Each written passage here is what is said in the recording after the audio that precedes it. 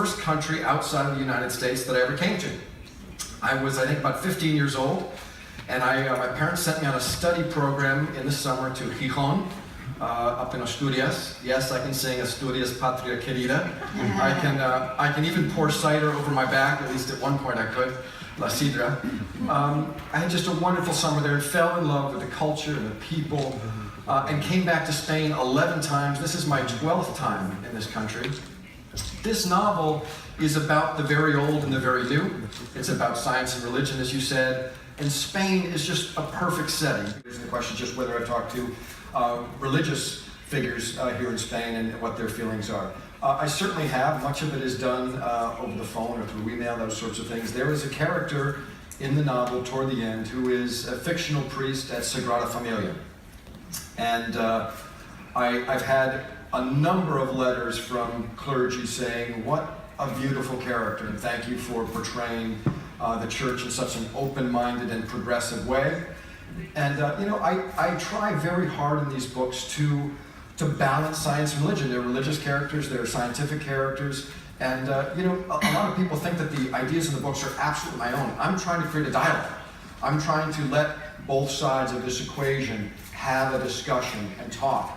The character in Sagrada Familia, I think, comes closest to my own views of religion, in that it does amazing good in the world. It serves as a support structure for people in need. It serves as a moral framework for a lot of people, and yet simultaneously it needs to evolve or it will go extinct. It is very, very difficult for young children now, and this is something I've actually heard from clergy, you were asking. It's very, very difficult for the clergy to fascinate and to interest young people. When I was growing up, my miracles were the reincarnation, or the resurrection, the Adam and Eve, the virgin birth. All of those things were my miracles. And today, the miracles have more to do with the new operating system on the iPhone 10. And these kids are much less likely to see miracles or be interested in the church.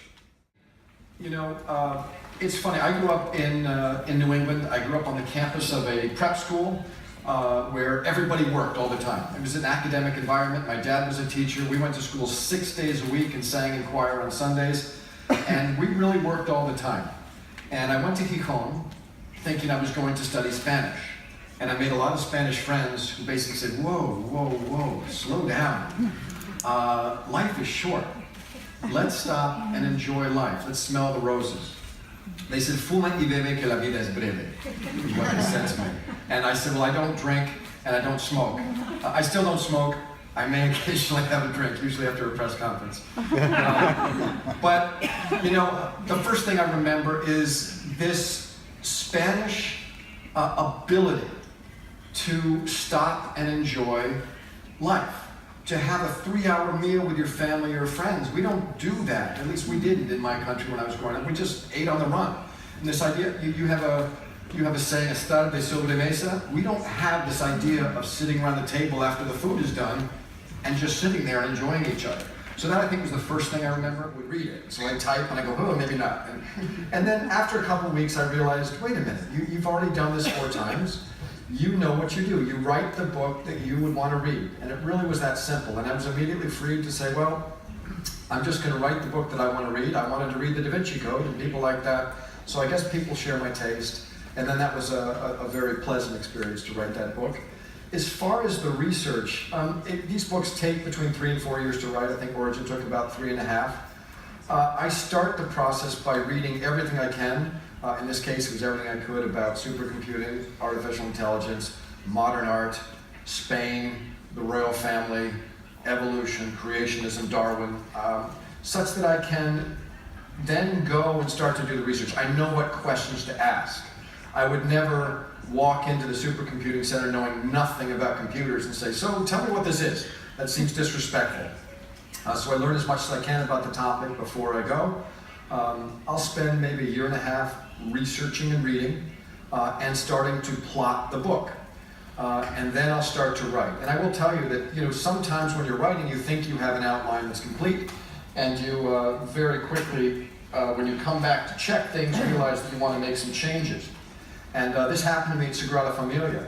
I had been to Sagrada Familia a number of times. I'd outlined the scene I thought I was going to write there, and we went back and discovered a giant staircase, a very steep spiral staircase that was very dark, very dangerous, very high, and I realized somebody had to die in that staircase. And I went back and I rewrote the scene to include that.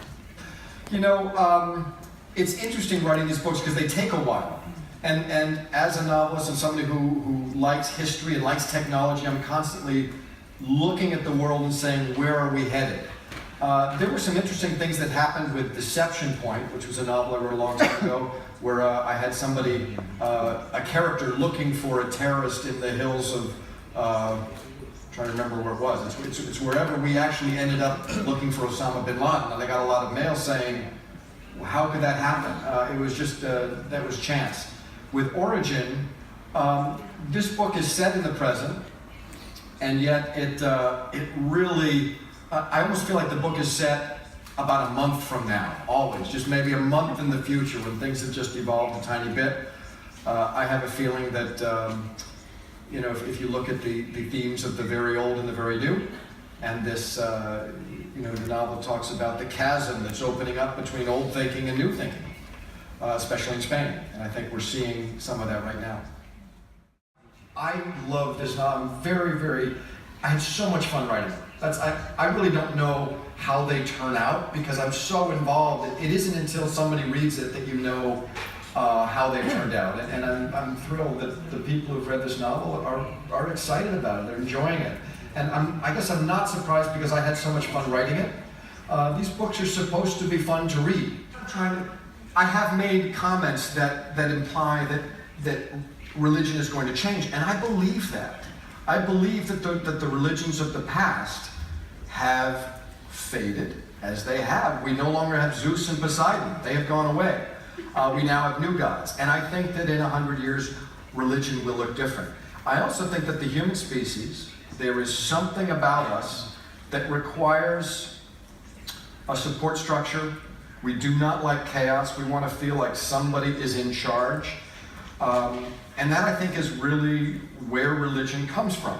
This desire to feel like we are being watched over. We all want our mom and dad.